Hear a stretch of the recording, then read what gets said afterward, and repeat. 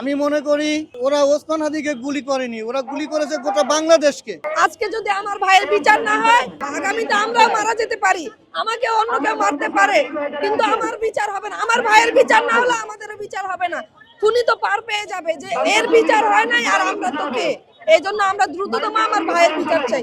এখনো প্রায় 14 দিন 15 দিন, এমনকি আরো বেশি হয়েছে এই ঘটনার, কিন্তু এখনো এই খুনের যে মূল যে আসামি ফয়সাল, তাকে এখনো গ্রেফতার করা হয়নি।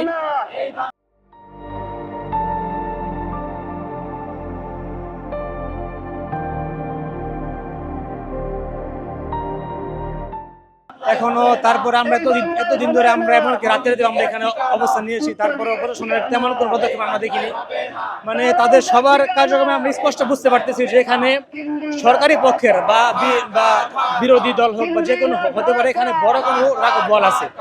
এখন তারা আমাদেরকে সান্ত্বনা দিচ্ছে যে তারা আগামী 10 দিনের মধ্যে তারা সবকিছু চার্জশিট দাখিল করবে, কিন্তু আমরা স্পষ্ট বুঝতে পারছি যে এখানে বড় কোনো মূল হোতা রয়েছে।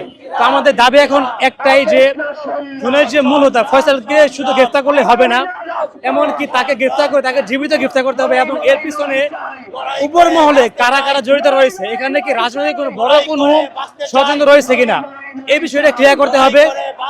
এবং এই সব কিছু একটা সমাধান আমরা আগামী 28 দিনের মধ্যে আমরা সমাধান চাই।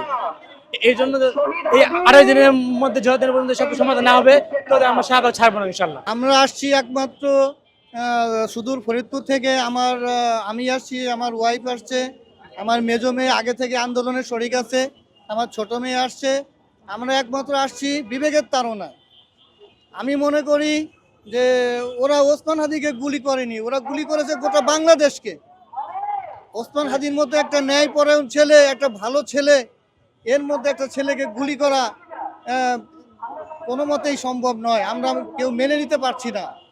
এবং আমি বলতে চাই প্রধান উপদেষ্টা মহোদয়কে যে আমরা জনগণ জুলাই যুদ্ধ করেছি, আমরা জনগণ আপনার সাথে আছি। আপনার যদি কোনো অসুবিধা থাকে, কোনো কাজকর্মে কোনো ঝামেলা হয়, আপনি আমাদের জনগণের কাতারে এসে বলুন। আমরা জনগণ জুলাইয়ের মতো আবার আন্দোলনে নামবো। আন্দোলনে নেমে এই দেশে আমরা ইনসাফ চাই। হাদি যেই কথা আমাদেরকে শিখিয়ে গেছেন, আমরা ইনসাফের বাংলাদেশ চাই, যেখানে কোনো নির্যাতিত মানুষ থাকবে না, ধনীরা গরিবদের উপর অত্যাচার করবে না। আমরা এই ধরনের বাংলাদেশ চাই।